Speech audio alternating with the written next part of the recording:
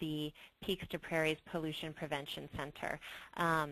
You are participating in the 4th webinar in our 6-part series. I'm excited to be at this point, and we've got a lot of new folks that have joined us today. So I'm going to just give you a quick introduction and then give you a couple of housekeeping points about the webinar and about asking questions and that type of thing, and then I will turn it over to our guest speakers on integrated pest management. As I said, I'm the coordinator of a center called the Pollution Prevention Information Center. We're based in Bozeman, Montana, and we have I'm sorry, my slides are a little mixed up today. As I said, this is the 4th in our series of webinar presentations that we've put on. And sounds like you guys don't see my screen. So let me see a show of hands. No, you are not seeing my screen, are you? Okay, just give me a minute here.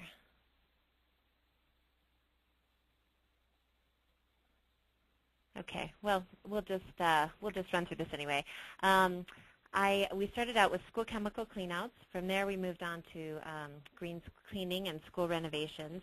And from there, we took a little bit of a different tactic. We talked about other important aspects of healthy and safe schools, bullying and restorative practices, and first aid. And today, we're going to be talking about integrated pest management. And from there, we move on to our last and final topic, which is waste reduction and recycling, and that's next week. So we are a program called the Peaks to Prairies Center. We serve EPA's Region 8, which is Montana, Wyoming, North Dakota, South Dakota, Utah, and Colorado. And basically, the center that I coordinate is one of 8 EPA-funded regional centers whose mission is to distribute tools and information to a wide variety of audiences, from schools to industries to businesses, all for the purpose of aiding in the practice of pollution prevention. We're located in Bozeman and are a program under Montana State University's Department of Extension, Housing and Environmental Health. And when I say pollution prevention through all this, that's something that we define as the elimination or the reduction of a waste at the source, rather than controlling pollution through an end-of-pipe sort of treatment. So as an example, integrated pest management systems is an example of pollution prevention, since you are preventing the potentially hazardous pesticide chemicals at the start, rather than having to address the effects of a toxic chemical once it's been applied. And really what I do is link experts up with people who want to know, and which leads me to where we are today. And as a couple of housekeeping notes, it doesn't look like you're seeing my slides for some reason, and hopefully that will change when we move on to our next presenter. But we can't hear you, so everybody on the call is by default muted. So all of the audience, all of you guys are on mute. But we do want to interact and take questions. So the way that we do that is by either raising your hand like you did at the beginning, or by entering a question into the question pane, which you should see on your toolbar. There's a little drop-down menu that says questions, and you can enter a question into there at any time. And I'll collect those questions and give those to Kirk and Jaslyn at the end. And if you do want to raise your hand and speak to us, that's fine. You can raise your hand. We'll probably entertain questions at the end. And I can unmute your line, and then you can have a discussion with our presenters. I'm trying to redo it on my end. So with that, I am going to go ahead and turn it over to our presenter. I'm going to introduce Kirk Van Dyke at the University of Wyoming College of Agriculture, and he's going to be joined by Jaslyn Jobemeyer, who is with the Environmental Protection Agency. And if you just give us a minute, I'm going to stop the presentation, but just hang on a second while we get those guys lined up.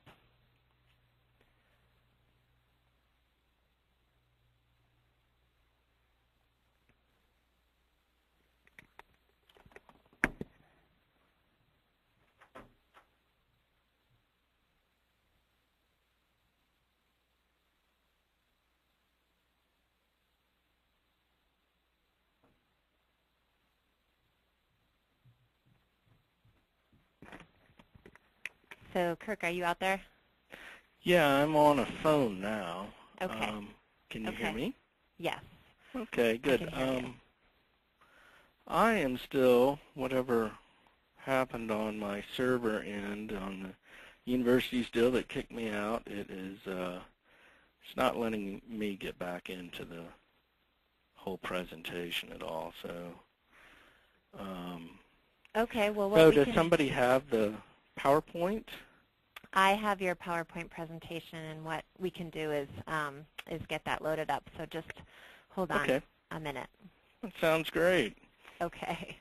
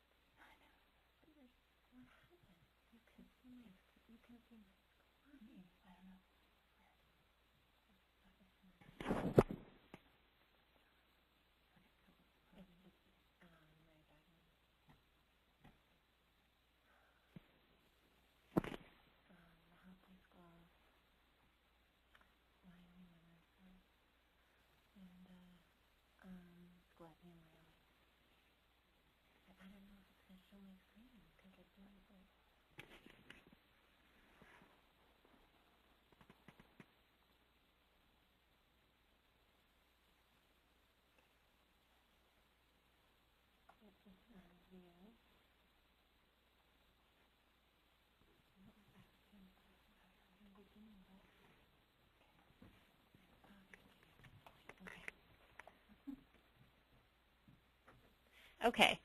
Can you hear me, Kirk? Yeah, I can hear you. Okay. Great. I've got your presentation loaded up, so I don't know if you can see it, but our audience is seeing it, and Oh, good. we should be good to go. I'll just move you Okay. through that, and I'm sorry, folks, for our technical difficulties. So Yeah, sorry for take the it away, Kirk. difficulties. Maybe Okay. you can give a little introduction as to what your background is, and maybe the same for you, Jaslyn. Sure. Okay, my name's Kurt Van Dyke. I'm a research associate over at the University of Wyoming. I guess studied economics at Tulane and biology and entomology here at the University of Wyoming, and I started with IPM in '96, mostly as a field researcher on grasshopper outbreaks, and that research under Dr. Jeff Lockwood and Alex Lachinensky and Scott Shell has been used all over the western region. And I guess the biggest selling point for the IPM stuff is that there was a lot of demand by the producers. So they saw it actually work, and I guess I was sold on the approach, both as an economist or an economics background and as an entomologist dealing with some pest management issues. So, Jaslyn, are you there? You want to throw in anything? Sure, I am here.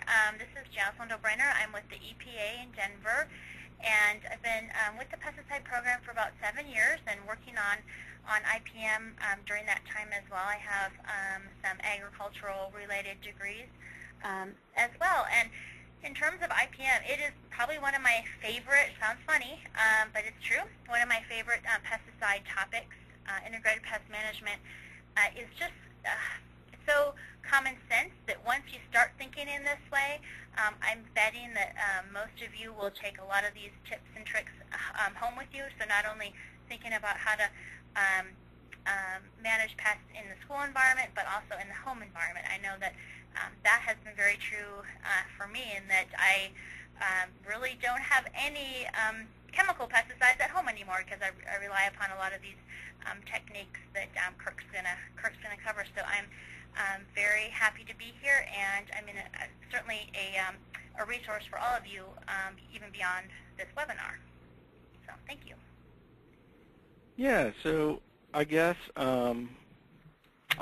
since I've been kicked out of the scene by the server, I've got the presentation up on my computer, and I'll just click it forward and chat from there, and if y'all would advance it for me, I'd appreciate it. Shall do. Okay, well, let's go over here. So an overview, we're going to talk today about what is IPM. Pest and pesticides in Wyoming schools. We put out a survey this fall because outside of some work for the national park over in the other part of the state, we haven't done a whole lot of IPM work indoors, and most of our stuff was out in the field, so we needed to get a general idea of what was happening here and how we might be able to help and pull in some of the results from other parts of the country to help with pest management issues that you have. We're going to give some examples at work that are specific to school IPM, and Salt Lake City is probably one of the shining examples. So I'm advancing it on. Then we're going to come back to Wyoming, and we're going to look at some of the fall 2009 survey results and some of the trends, areas to address, and the successes we saw off of that, off of those surveys. And this is mostly from our aspect of how can we help you with those pest management issues, both in possibly reducing pesticide amounts used or using them as a last resort, or just working with your pest management issues in already limited budgets. So what is IPM? Here's a standard, kind of description. Integrated pest management is a sustainable approach to managing pests by combining biological, cultural, physical, and chemical tools in a way that minimizes economics, health, and environmental risk. Yeah, that's a pretty succinct version. It's somewhere after the World Wars, we used a lot of the nerve agents and transformed them into pesticides. And then we got really pretty comfortable about, well, all we got to do is shoot a spray and walk off. And we forgot about the old biological, cultural, physical control methods that we used to use before these easy chemical tools came about. Now, the chemical tools can be extremely effective, of course. That's why we love them. But you have problems with pest resistance, much like a person developing some kind of resistance with, an antibiotic or something like that. And once again, we have some pretty serious health issues that can occur over long periods of time. So our desire isn't really to not use chemicals whatsoever as a base rule, but to use them last, and in that way to make them the most effective in their methods. So we're going to look at the conventional treatment approach versus the IPM approach. The conventional approach largely came about after the advent of some of these very effective pesticides, and integrated pest management basically goes into, well, like I said, more of a common sense approach first and using the conventional approach last. The conventional approach tends to be reactive. We got a pest problem, let's just spray. The IPM approach is proactive, so we actually try to figure out what's going on with these pests, try to figure out their biology, what they need around the place, and we just try to prevent that first. So when we do use a chemical, if we do need to, we can really target it to a very specific area, and we can use the least toxic approach and still keep it effective. Conventional pest management has calendar applications. Could be once a year, could be once a week, depending on where you are, or once a month. But you just go through in a routine way and you just spray the stuff, and then you walk away and hope that the situation's dealt with. Within integrated pest management, we try to use as-needed applications. So we use it once we see a serious situation that can't be handled with other structural, physical, or sanitary biological methods, and then we go in and use a chemical method last. Conventional applications tend to be broadcast applications. Now, what does this mean? It means that they're generalists. They hit everything, good, bad, across the board. And we tend to spray them over a larger area. Within integrated pest management, we really try to target those applications to specific pests in those individual areas where we're having problems with them. In the conventional pest management, we tend to look at general pests. I mean, all kinds of things are considered pests. Whereas in integrated pest management, we actually target the pest that's really of concern. Now, this is largely a process of how we look at things. In other words, not all our bugs, not all of, especially bugs, are a problem. Which bugs are a problem, and how many do you have to have for them to be a problem? That's kind of the integrated pest management approach. Conventional methods tend to go with chemical control methods only, and IPM uses a variety of control methods. We mentioned that earlier. Conventional approaches tend to have short-term control, whereas integrated pest management, we're shooting for a long-term control. So we're trying to do a series of things along the way so that our pests aren't really a pest anymore. Our pests are generally considered pests only if they have a serious economic impact or health impact, and we try to prevent them from coming into our buildings and you know, over the long winters that we have and taking up residence, because it's quite nice there. We also try to, when it comes to landscaping or weed issues, we try to do a series of physical, soil, and planting applications that require a minimal amount of constant care to keep it looking nice. So pest and pesticides in Wyoming schools, results of fall 2009 survey. So we sent out that survey, and 60% of the districts, right around that, responded, which was absolutely wonderful. On national scale, that was quite high. Greater than 75% of the districts responding had complaints in the last 2 years. Less than 30% were familiar with IPM. And of those using IPM on this survey, all failed an IPM logic test. So we'll get to that a little later by what I'm talking about with regard to an IPM logic test. School pest issues. What we saw was that success was not dependent upon our Wyoming school district sizes, enrollments, or budget,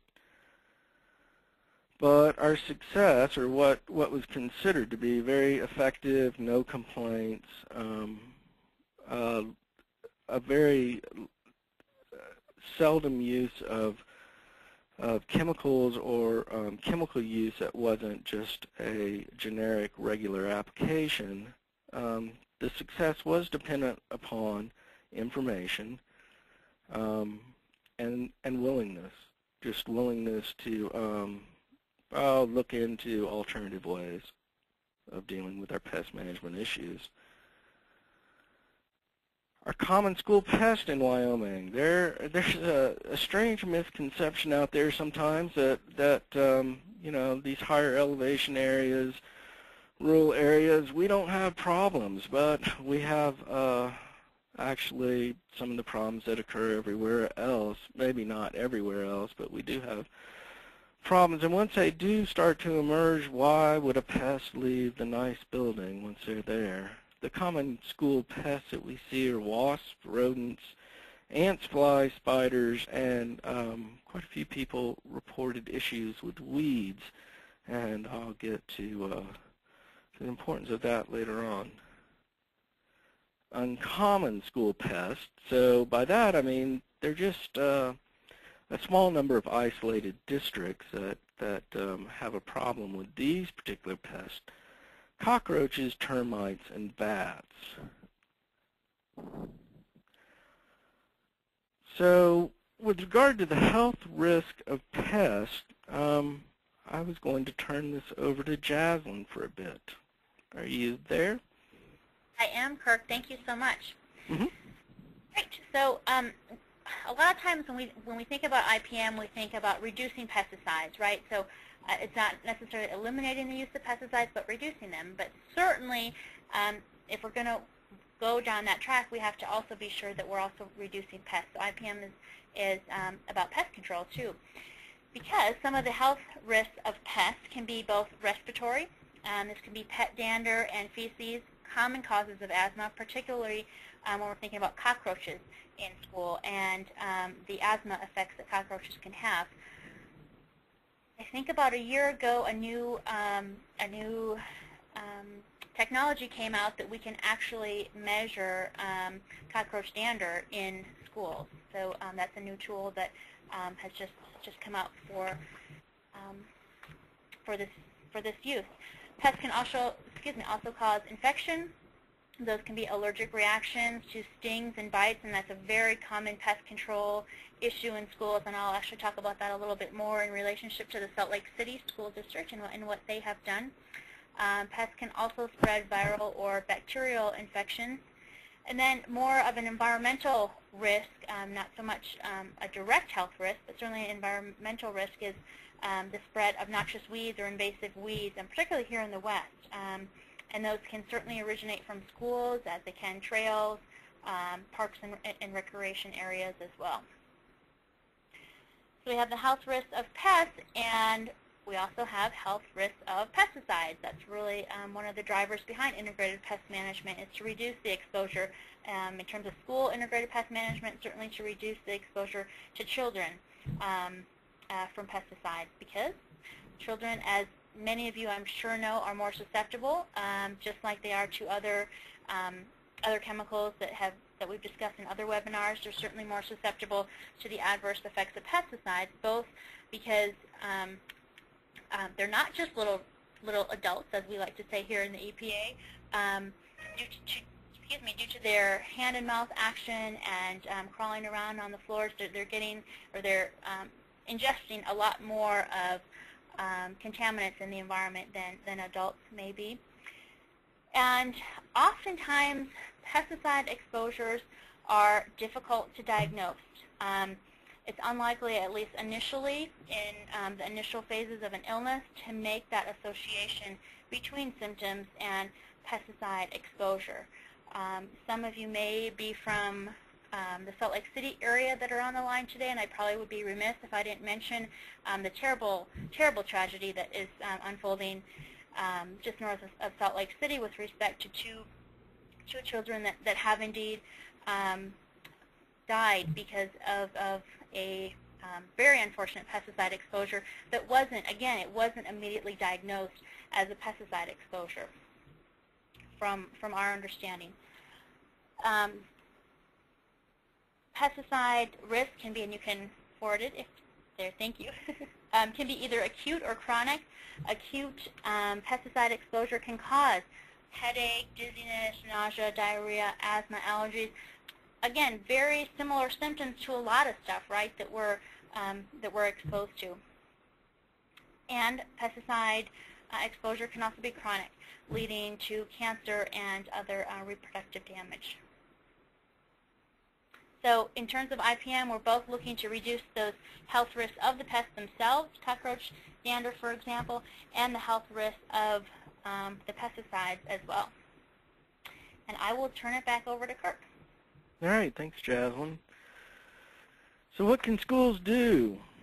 Well, we can involve the school community in hunting pests. I don't know if you hunt or fish, but I grew up hunting, and I don't hunt as much anymore, but I still fish quite a bit. And I got into the study of entomology in general and biology in general from being a hunter and a fisherman, and a lot of the pest management we've done in the past, or different even ecological studies, a lot like just hunting pests, learning the habits of our pests. So we reduce the pesticide risk and exposure by only firing chemicals at their intended target. So once again, apologize if you're not really into hunting, but it is much like that. You stalk out a prey and you find what you're going to do. I mean, in this case, you're stalking out a pest, and you only shoot when you know your fully intended target in a very restricted area. So IPM basics. There are 4 basic steps: inspect, identify, take action, and evaluate. So what are we talking about with this? Well, if we're inspecting, a lot of the areas, when we start to talk about it, you think, I got to look over the whole building and do all this. You don't really. You need to go into your most vulnerable areas, things like kitchens, storage areas, or any kind of place where you're going to have loading docks. Boiler rooms, teacher lounges. I mean, you get away from kids, and sometimes it gets kind of sloppy in the old lounge. Classrooms. Especially with younger grades, if you have a ton of clutter, you got to remember that pests are looking for clutter. They don't like to be out in the open much. They're going to be hiding all over that clutter. Or if you keep a lot of food in your classroom. So these are basic, just cleaning things that you're taught as a child. And then custodial closets. So what do our pests need? Well, they need some food source. It could be human food. It could be a starchy substance like paper. A lot of pests need water. A few, can get enough water out of their food, but some pests definitely need water. So if you have areas of leaking, these are always, and pooling water, these are sources where a pest can come in and drink. And you need an area of vacancy. So, like I said, they don't tend to like open areas. They tend to like a lot of clutter. Or they like, running along the edge of the halls. That's why we tend to spray the edge of a room or the edge of a utility area or a hallway when there have been many problems there. We need to be able to identify our pests. Not all bugs are the same. Not all rodents are the same. Not all spiders are the same. Not all weeds are the same. And it can be really a pretty fun thing to start to figure out, wow, there's all this different stuff here. And what is that stuff and what does that mean? So we're going to look for what type of pest is it, what is the problem, and how many pests are there, and where is that pest home base in your building or outside of the building? How is it coming in? The next thing we're going to do is we're going to try to take action. So when we said, okay, how many pests do we have?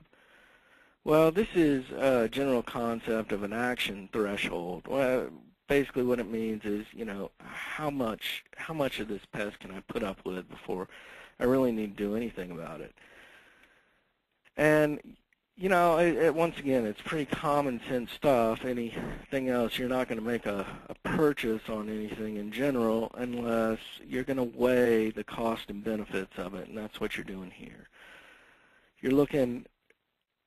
What you're going to look at when you're thinking about it is, what are the health risks of this particular pest? What are the aesthetic qualities? Do our parents walk into the school and freak out because it, looks fairly filthy? What are the environmental risks? And what are, once again, our economics? To control this, is this going to be cost prohibitive? So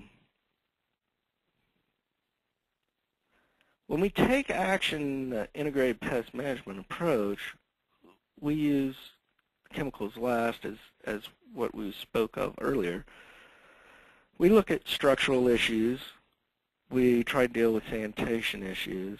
We look at what kind of physical improvements we can make, and then last we look at physical. Whereas if we were to look at our conventional pest management methods, we would have the chemical down on the bottom, and we would look at structural things last, and we wouldn't put as much emphasis on it. But with an IPM approach, we look at all the physical aspects that we can deal with first, and we use our chemicals last. So it's basically, you're already working in many ways as a pest manager by just noticing, by cleaning the building, by noticing different things around your building, problems. This is just redirecting the way we approach it. And if you contract the services out, well, you're the client, and you say, well, can you look into our structural sanitational things first and deal with and use chemicals last? Now we take action. What am I talking about with this structural stuff? Well, it's pretty basic. We seal cracks and crevices. We look for proper screening around vents, windows, and doors. These are all Florida slides, by the way. And we look at basic structural and sanitation issues, what I was talking about before, clutter. So, Jaslyn, I guess you were at this school, I believe. Is that correct? Correct. I actually wasn't. This is a Head Start classroom up in Montana on the Salish Kootenai tribal reservation up there, and it's Head Start storage area. Okay. Federated Salish Kootenai. So here is a situation where you have a great deal of clutter. Here's a before picture. Bam, after. Well, we just organize it. We put it in some of these plastic containers. Now, once again, this is a process. It's not like, I got to go out and buy a bunch of plastic containers and everything. No, you just clean stuff up, and when stuff's falling apart and we happen to find, some of these containers that are more easily sealed at a garage sale or whatever, we pick some up and just start to use them. Here's another situation. Here's an overview of the same room. Here's another before issue. It's not, this one isn't, too hideously bad, but the more this stuff is just kind of disorganized and spread around, the more areas there are for a variety of things to hide in and to move through during the night. Now, during the day, you don't think they're there, but you push a black light across that area, and sometimes you get kind of surprised by the amount of pest droppings and urine around your stuff. So here's an after shot of that same room. It's just a little better tidied up, organized, the floors cleaned up. We've sealed off some of our stuff, especially stuff that maybe certain insects might like, and we don't have as many hideouts here. So here's another one on taking action. Here's your food area. Just basic, that's why we have health standards on food, and most of you are using sanitation regularly to control these issues, so you're already doing this. But we just clean up those areas, and we get in those, we just shoot a flashlight down in those hard-to-reach corners. Those are areas where you might want to monitor, or sometimes, I've worked I guess I was paying my way through school for a long time as a custodian, construction worker, maintenance, a series of different things. And I worked in those fields for probably 10 years at least. It's always those hard-to-reach places that we just forget about when we're cleaning up. Here's our garbage. When our garbage is just kind of strewn around, we invite a lot of pests. If we keep our doors closed on them, we can cut down both rodent, fly, ant problems. We can also cut down some of our yellow jacket problems that we have out here. Take action. We look at, different modes of physical removal. So we have mouse trap, fly swatter, light traps, vacuums. Vacuuming. I mean, if you just see a few pests or you see some pest signs, if you take note, vacuum them up, and then just start monitoring to see if you see them in the same area again. And we can talk about mouse traps a little better. Some traps, the old snap traps work fine if they're out of somebody's reach. It depends on what kind of mouse or rodent you're dealing with as to what you might bait it with. If you're talking about a Norway rat, you might want to use some kind of Slim Jim or something, but if it's a roof rat, you might want to peanut butter, molasses, and oatmeal bait or something like that. But those old mouse traps have hidden out of reach of folks where they're entering the building. They actually work quite well. Part of taking action then, of course, is our chemical control. And by selecting our least hazardous materials first and applying them in a manner that is actually required on the labels, that's the best way, the most effective way to attempt our chemical controls. I know a lot of times, especially in urban areas, and it worked pretty okay last time, I'll just dump on more. Well, sometimes that is actually the least beneficial way, because it isolates it actually gives a high dose of the toxin in one area, and whatever's left, man, it's going to be hard. Once it reproduces, it's going to be hard to find anything to kill it. So we start off with the least hazardous method, and then if we have resistance of building to that, we go into more toxic things. Here's some examples also of some bait stations and some gels and some baiting approaches to attract pests. Some pests, such as ants, it's best to use, if you do have to use a chemical, it's best to use a certain type of bait that then they take back into the nest that kills the nest, more than just a topical spray if you do have to use that. And here comes up, read the label. Yeah, read the label, because they are, what is on the label and the mode of using it is the most effective and safest way of using it based on past research. And I know that largely because we've been responsible for helping get certain pesticides, doing some of the initial testing on those before they were labeled for grasshopper use. Take action in landscapes. In landscapes, and we start off with different cultural things, physical approaches, biological approaches, and chemical approaches last. So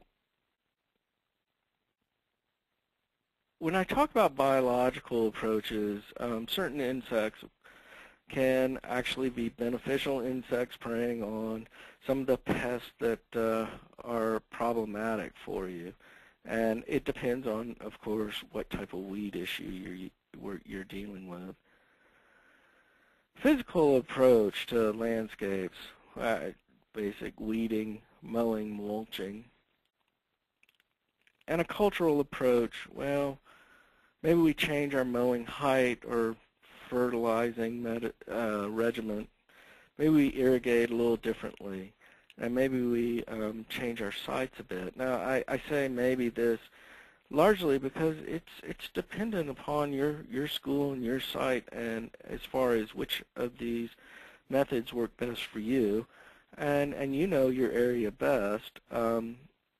But by maybe trying things that have worked in other places, first we can use chemicals a little less and still deal with our invasive weed problems, or other, insect pest problems, or even fungal rust kind of problems and things like that.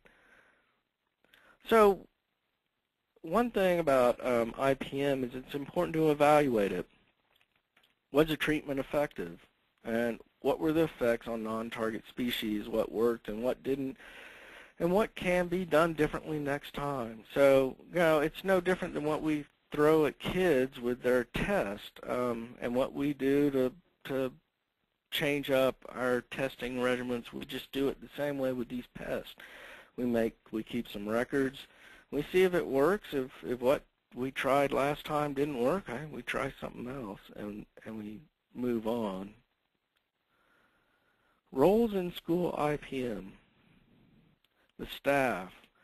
Well, when I talk about leave pest control to trained professionals, when it comes to controlling the pest itself, to providing an application, it's best to leave it to somebody who is actually certified.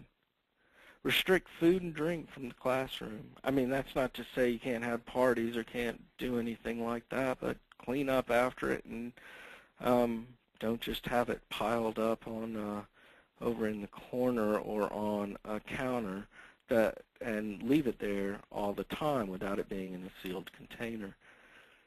Keep animal feed and instructional food items in tightly sealed containers, and report pest sightings. The schools that I had seen doing this, it was very effective. They just had in their problem areas a little white chart, and if you had seen a sighting, you just wrote down a general description of the date and what you saw and when you saw it, and then whoever's in charge, if it's a pest control company, they can walk through and they can see how often people are seeing these things.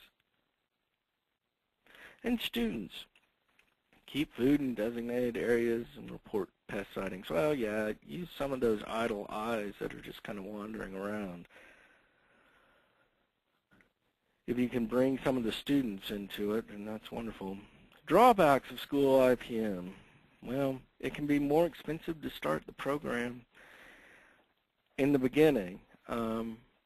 Over time, though, it, based especially on what we saw out in rangeland and the demand for that spread to a regional level, and even actually to some extent international level, over time IPM made a lot of economic sense as well.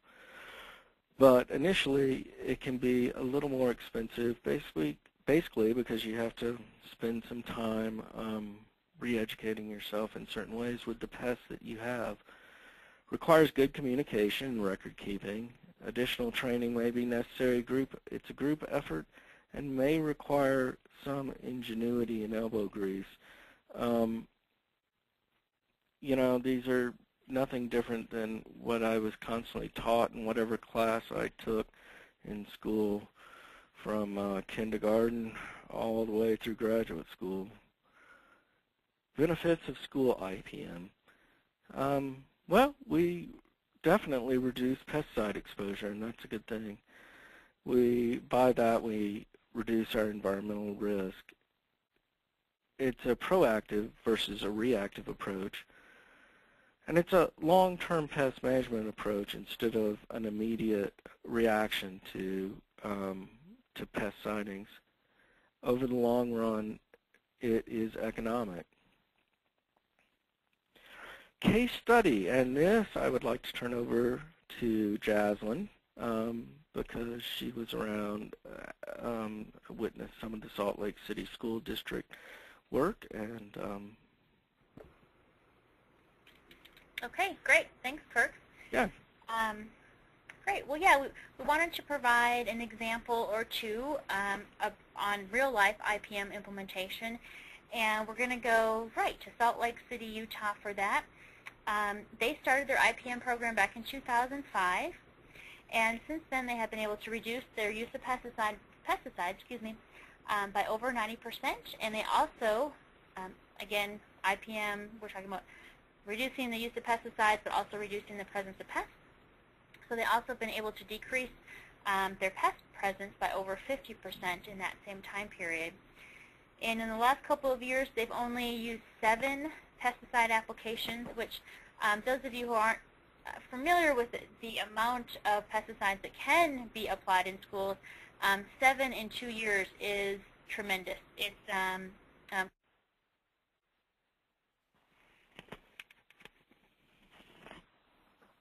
wasp nest or yellow jacket, and I think a couple of them were German cockroaches, but otherwise they have really used IPM at the highest level. And because of that, they have received an IPM STAR certification. Not many schools have been able to reach that high level of IPM. They did receive that, and they also just recently received an International IPM Achievement Award as well for their IPM innovations and work in the Salt Lake City School District. And we want to take you to 2 different schools. The first one is Jackson Elementary.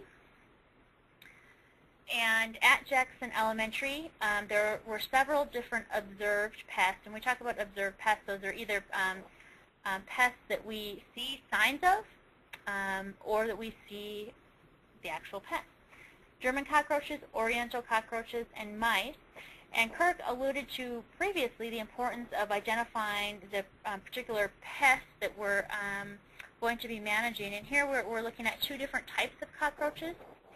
So the German cockroach is the more common cockroach that we find in buildings. Now the oriental cockroaches are actually what we call trespassers. Not really invaders. They kind of maybe lose their way every once in a while, but basically oriental cockroaches live outside, outdoors. And so in order to control oriental cockroaches in the schools, it was really just a matter of putting some more screens on floor drains so they wouldn't accidentally find their way into the school. For German cockroaches, the pest management tactics there, were to improve sanitation, and Kirk talked a lot about that, and pesticide applications where and when necessary. And as I mentioned, if a school is practicing high-level IPM, these pesticide applications are very few and far between, maybe once a year, if that. And then mice. Mice are pretty common both in schools as well as in our homes, and mice can be managed by, first of all, removing clutter. And that's something we see a lot when we go to schools and we do an IPM evaluation. We're actually working in a Denver school right now, in a Denver classroom, to make it kind of a school IPM showcase classroom. And a lot of that, a lot of the IPM work that we've done in that classroom is around removing clutter. So those before and after pics you saw earlier, that's exactly what it is. Sealing outside entrances, and we have a picture of that coming up, and also using snap traps. And Kirk also talked a little bit about the different types of rodent mechanical controls. Snap traps are usually almost always more effective than glue board traps for mice. Glue boards sometimes will work on younger mice, but snap traps are really what we go for. And not only for that, but because they're also more humane than glue boards. Glue boards not being a very humane choice. And what we have found too, in talking with the people working in the schools, many of them, and for obvious reasons, don't like to use the glue boards because they have to listen to the mouse crying, screaming, wanting to escape the glue board. So snap traps are really the way to go for mechanical control of rodents. And the next picture shows a good example of some major clutter in the Jackson Elementary School that we were able to clean up.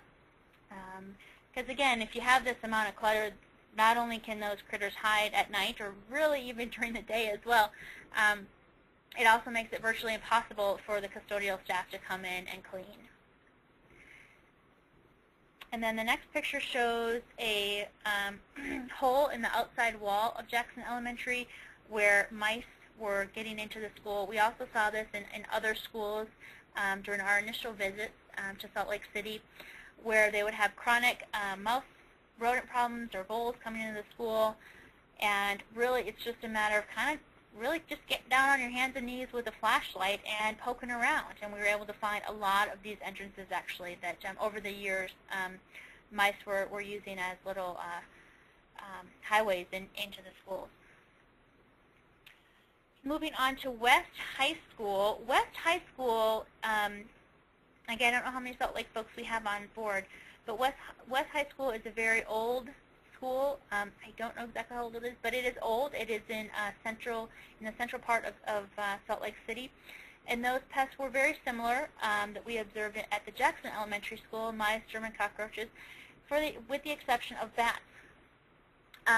West High School, for a many years, has been on the migration path of Mexican free-tailed bats. So the Mexican free-tailed bats use West High School, and have for years, as kind of a stopping point in their migration. And there have been many attempts to try to solve that problem. A lot of those earlier attempts involved custodians getting up at 2, 3 in the morning, coming into the school and spending a couple hours trying to clear out all the bats before the students arrived. But certainly in terms of IPM, we can use exclusion, and I'll talk about that in a moment. Also, cleaning up the bat guano, that's basically bat poop. Cleaning up all of the residual guano will then allow us to get a better feeling for whether or not that exclusion has been successful or not. And that goes for mice as well. Just making it clean after you've done any type of IPM, whether it be exclusion or clutter control or what have you, will really help in monitoring for existing pests. And also what West High School did is they provided roosting alternatives, and we have pictures of those as well for the bats. So the next picture shows that exclusion taking place. This shelf, if you can see with the arrow, had just mountains of bat guano piled up on it based on some openings above it, as well as right there where that foam is. And what they did is they just took that foam, I call it gaps and cracks, but I think there's another name for it, but it's that expanding foam. And that doesn't work for all pests, by the way, but it does do a pretty good job for bats and just sealed up the hole, so just excluding the bats from getting in. And the next picture just shows some of that elbow grease and ingenuity that Kirk was talking about. It's a picture of one of the custodians. apparently going in places they have never gone before, in places of the school they've never even been, to really really get that high level of IPM that they're looking for in terms of exclusion, and making sure they know that home base of the pest and how they're getting in and out. And then the next slide, thank you, shows a roosting alternative. So instead of just kind of closing up the school to these Mexican three-tailed bats that use the school and have for years, for decades, as a stopover in their migration, they actually provided roosting alternatives for the bats on the outside of the school. This is a picture of one of those alternatives, and I just want to provide some context to this photograph as well. These bat houses were placed, as I mentioned, on the exterior of the school in an area on the upper levels that didn't have access to the ground. So the bat guano would be falling on another part of the school and not the ground, if that makes sense to folks. Just to avoid any type of those health risks that we talked about earlier. We certainly don't want kids or ourselves being exposed to bat guano, so that bat guano from those roosting alternatives is actually falling on another portion of the building and not the ground where it's accessible to children. And I also should mention that the bats do carry rabies, and sometimes it happens that bats that are sick with rabies will fall out of their roost and onto the ground, or onto whatever surface is below the roost. And so we want to make sure that wherever they may fall, if they're sick, that's not going to be accessible for kids to run up and pick them up and get bitten. But I thought this was a great example of some of that ingenuity put to use in terms of providing some great alternatives for these bats in their migration route. So that's just a little case study for you, a little snapshot at what has gone on at the Salt Lake City School District in terms of IPM and all the great work that they have done. And I will turn it back over to Kirk. All right, thanks. I met Ricardo, I guess in November, and they actually turned this bat issue into a really good PR campaign for them, because a school district outside of Salt Lake, farther north, had a kid walk around with a bat for, Ricardo said it was something. This is all through Ricardo, and who's a supervisor of the whole district for IPM stuff, and he is a career custodian. Has worked for about 30 years in the district.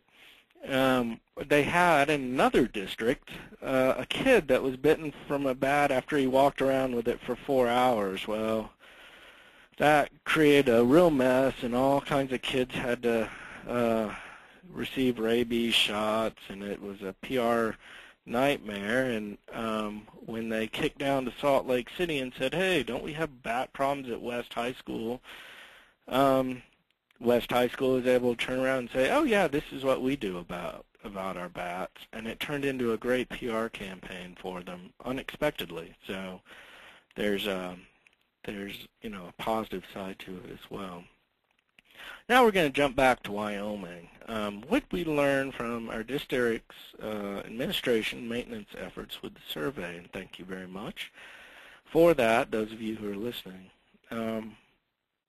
Well, we noticed that most are active in pest management. I mean, we received a great deal of information. The survey was about 4 pages long, and people were able to fill it out in a great deal of detail, and I appreciate that.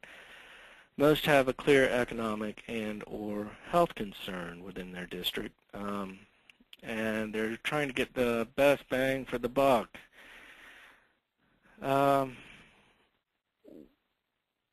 We have definable issues that we can address within the state.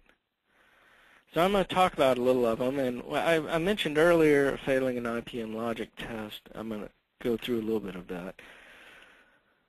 Of the schools reporting, now not all of the 60% of the districts that filled out the survey reported completed the routine spraying section, but the vast majority did. So of those reporting, a little greater than 70% routinely sprayed. Now I'm talking a monthly or annually basis.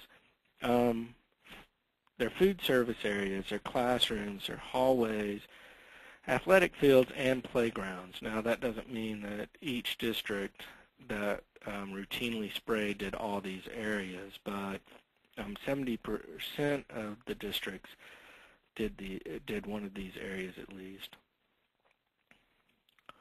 Use of IPM practices. Now this would be something where you'd want greater than 70% to do it. Instead, less than 50% often included education about pest or pest management issues, pesticide issues within their management practices, vacuuming, just basic physical control, or habitat modifications.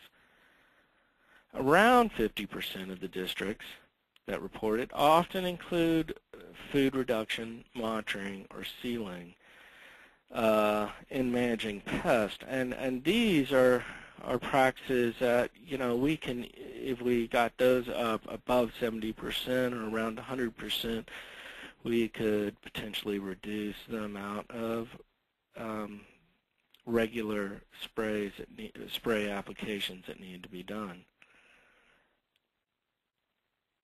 Use of IPM practices. On a positive note, we had around 80% often report that they use sanitation practices, or reported sanitation practice use on an often basis in dealing with their pests. This is encouraging, and around 100% notify the school community before spraying. So, you know, once again, that's great, and that follows the state legal guidelines. So in those areas, you know, like I said, you're already doing this, and some of the districts that actually had never heard of IPM with very minimal budgets, just out of common sense, were doing IPM practices already. So issues to address. Narrow initial pest management efforts to problem areas. Like I said, you don't have to look at the entire school, but look at these entry points. Look at your clutter areas and just focus on those parts. Focus on obvious structural issues that can be addressed easily. Focus on physical habitat issues, and pull the chemical trigger only when the target is in sight. How do we monitor our problem areas? Well, we can use small sticky traps, and I'll show a website that we've just got up, and there's some videos on that show sticky trap use. I'm going to try to track down the least expensive. They're basically just glue traps so we can see what's running through there. But I'll show you a new University of Wyoming School IPM website that we've got up. That this is our initial attempt, and ideally it'll expand over some time, especially if we can get some more funding. We vacuum up old signs to monitor for new. I mean, if you have a lot of mouse poop hanging around in the boiler room, you can't figure out if new scat is coming in. You can't monitor for any new signs, and that includes out there on the concession stands, and it depends, of course, on the district. Some of those might be with the booster clubs, but try to get the booster clubs to help you clean those up. Involve the idle eyes. Through a lot of school, I was kind of a Bart Simpson guy with a Lisa Simpson grade point average, and I got into a lot of trouble when I was in elementary and middle school, and it was somewhere around high school that a few teachers got me involved in some outside projects that occupied that attention span, or got me involved from just plotting trouble. And you got a lot of eyes in that school, and if you can get some of those involved, how great is that? But we need to record what we find. So I would like to acknowledge a few people who have helped with this or provided certain things. Barbara Barron, U.S. EPA, Region 8 Pesticides, University of Florida Institute of Food and Environmental Sciences, and Ricardo Zubiate Robin Anderson of the Salt Lake City School District. And I met Ricardo. Wow, what a great guy. He's done a pretty phenomenal amount, both economically and environmentally, with changing into this school IPM role within Salt Lake City School District. If you have questions, my name is Kirk Van Dyke, and I work in the office of Scott Schell. He's a assistant extension entomologist for the state. We're in the College of Ag over at UW. Phone number is 307-766-2508. My email is kirkb30@uyo.edu. But I'll show you our next thing. We now have our school IPM website for Wyoming. That includes an ability to ask questions on that that will come through and be sent to us. It's called yschool_IPM. And I guess that's it on my end on the presentation. Thank you so much for your patience. I got cut off on my end somehow in our virtual server mess, and I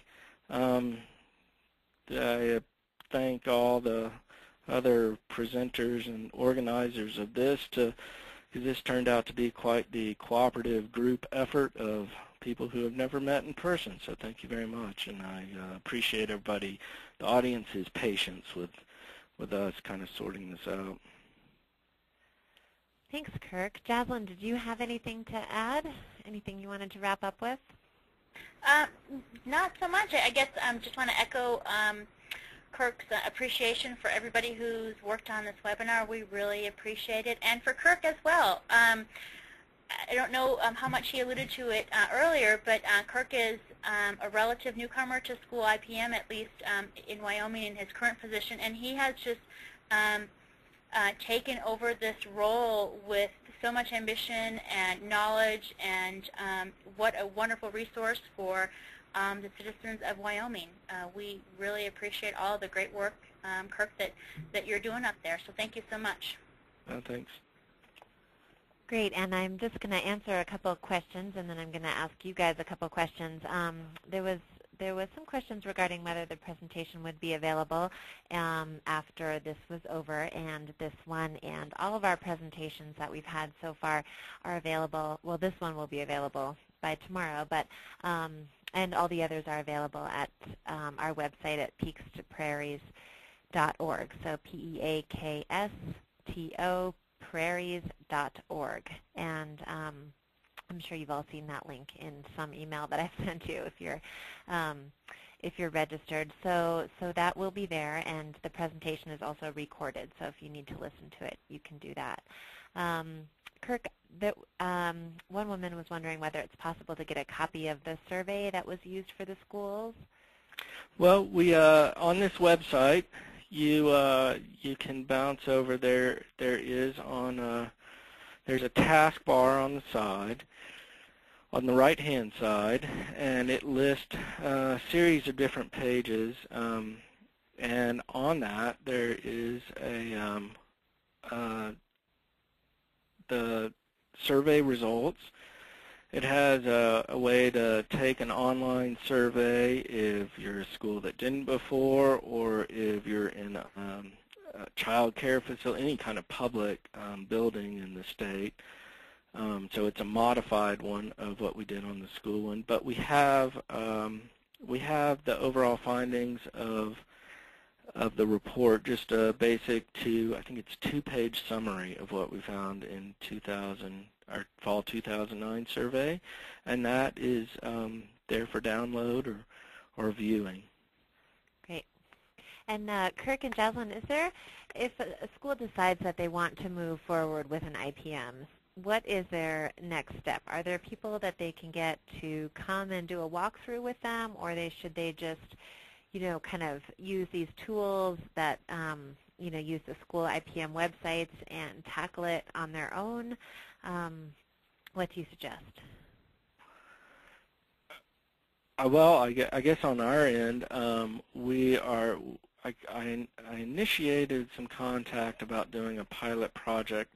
We've put in for another grant for the next fiscal year, hoping to continue and expand it, but we're trying to start a couple of pilot projects within the state this late winter, early spring, that we would be there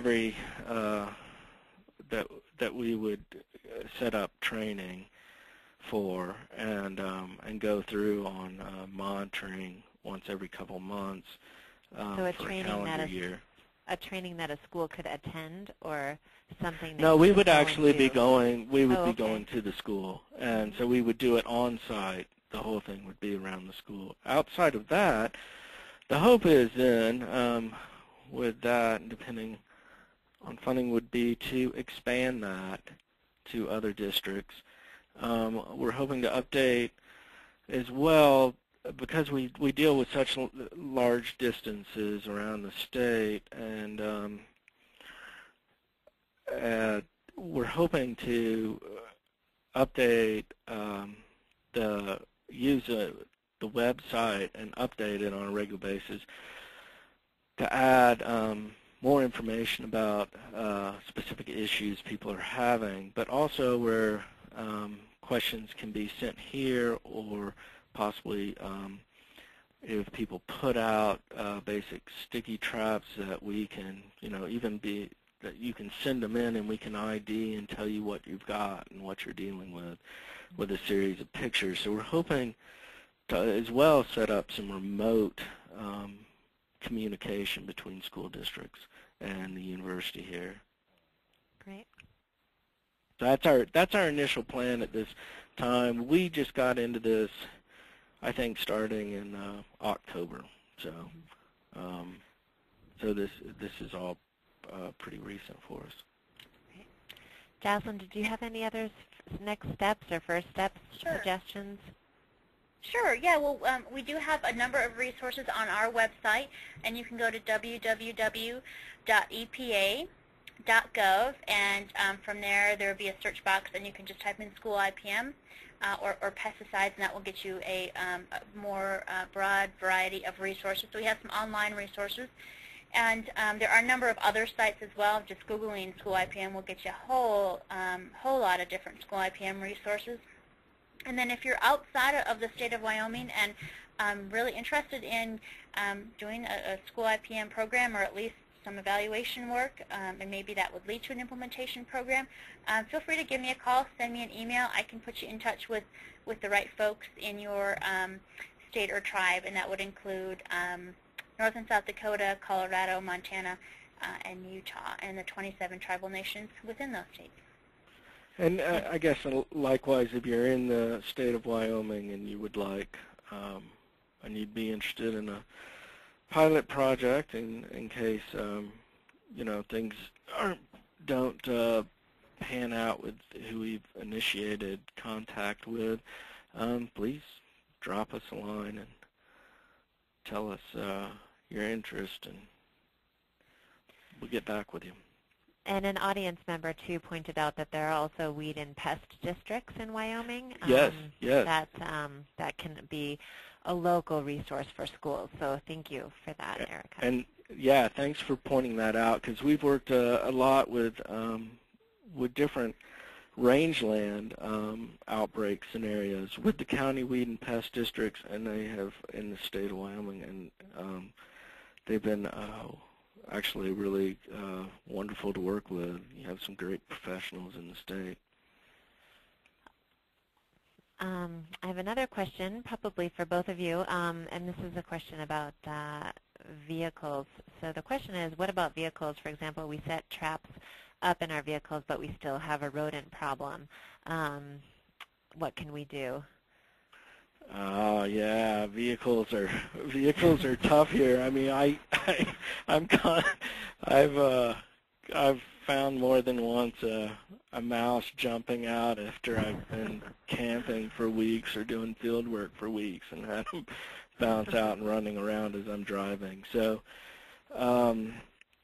yeah, I really don't know of anything other than continuing to set traps. I also, though, I found I had on one of the vehicles, I can't remember which one it was, one of the trucks, in an air filter, I'd had one start a nice nest. So, of course, you know, your vehicles get maintained pretty well in a school district. But, yeah, any kind of food as well that's left, if buses or vehicles can get cleaned out of clutter and any kind of residue, that can help as well. But that's a tough one here for us, especially in many rural areas. Jaslyn? Yeah, and I would, oh, I'm sorry, go ahead. No, I was just prompting you. I was just asking Okay. if you had any experience with that. Yeah, well, as Kirk mentioned, food. So if they're inside of a vehicle, they're there for a reason. They're not just kind of hanging out, you know, in your vehicle. So keeping any type of food that you may have stored in there. Kirk mentioned camping trips, for example, in tightly stored containers or tightly sealed. Excuse me, it's been a long day. In tightly sealed containers that aren't accessible to rodents is really a first great step. Great.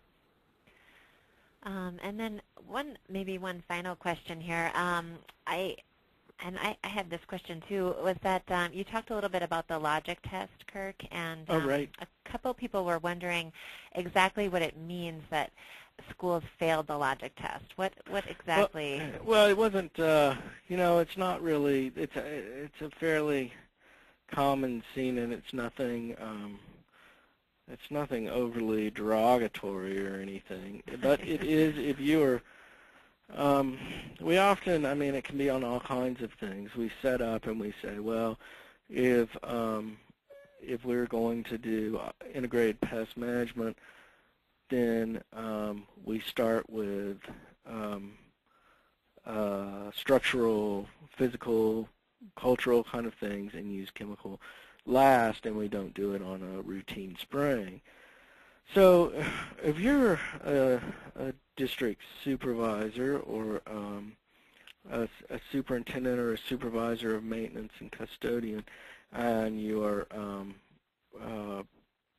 paying for an integrated pest management program, but chemical comes first on a routine basis, and these other methods come secondarily, then you're probably not getting what you're paying for. And that's what I'm talking about failing an IPM logic test, because if you were doing that, then the routine spraying would be, well, just be as needed, and all the questions regarding the use of these other physical, structural kind of control management methods would be used first and foremost. So if you're paying for a service like that, and you're not quite getting what you think you ought to, maybe just ask. There should be a regular monitoring, and you know, these are actually quite common problems. So I mean, it's not isolated to you know, Wyoming or a specific district. This is a common problem across the nation. Okay. It's not much different than going in and, you go in and you turn in your car and they said, well, we did all this, and then they didn't really do all that. It's basically one of those issues. So you, I guess, as a client or as a as the baseline person, as you learn more about what you're getting, you can demand a little more for your money, I guess, is what I'm saying, or ask for, as you understand the basis of IPM, you can ask to see records that all these other things are being done first before a routine chemical spray. Does that make sense? Did that answer it, or was that too convoluted? I think it made sense. Thanks, Kirk. Okay. Okay, well, with that, I would just like to wrap up the call and say thanks for your participation, and we look forward to a energizing discussion next week on waste reduction and recycling. Thanks, and if you have any questions, you didn't get anybody's contact information, please just let me know. Myla, myla.kelly, Kelly, @montana.edu, and I can forward on anybody's contact information or any additional questions that you have. So thank you very much.